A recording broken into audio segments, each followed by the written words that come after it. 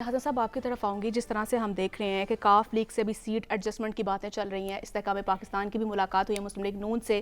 تو کیا وجہ کیا دیکھ رہے ہیں؟ نون لیگ کو چھوٹی سیاسی پارٹیوں سے اتحاد کرنے کی ضرورت کیوں پڑ رہی ہے؟ گراؤنڈ ریالٹیز ہے کیا؟ دیکھیں, آپ کو یاد ہوگا الیکٹیبلز کے آنے سے پہلے رانا ثناء اللہ صاحب نے ایک پریس کانفرنس میں ایک دعویٰ کیا تھا کہ ہمارے پاس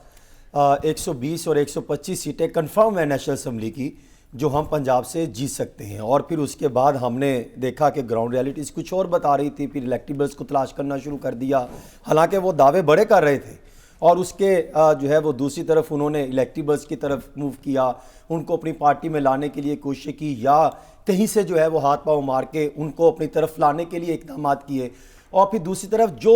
دیگر سیاسی جماعتیں تھیں جس پر ہم ماضی میں پہلے ہی بات کر رہے تھے کہ وہ سیاسی جماعتیں مسلم لیگ نون کی طرف دیکھ رہی ہیں, یہ وہ انہی کی ہی سسٹر پارٹی کہلائے گی. آپ کو یاد نہیں جب نواز شریف صاحب آئے تھے تو چودھری صاحب ان کو ریسیو کرنے ایئرپورٹ پر موجود تھے, تو وہ تصویر کسی سے ڈھکی چھپی نہیں تھی. اسی وقت بھی ہم یہ باتیں کریں تو یہی ہوا کہ کل ایک 2 روز قبل جس طریقے سے نواز شریف صاحب خود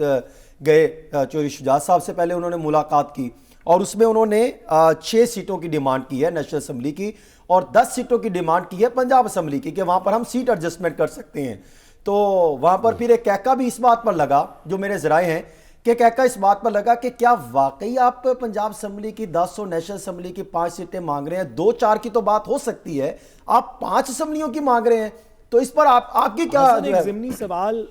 اگر میں صرف یہ ایک ساتھ ساتھ یہ رکھ دوں کہ آج پھر ہوا کیا؟ صرف ایک چھوٹی سی بات کہ اس بات پہ کہکا نہیں لگا کہ جس شخص سے 6-8 سیٹیں مانگ رہے ہیں کہ اس کی اپنی کتنی ہوں گی,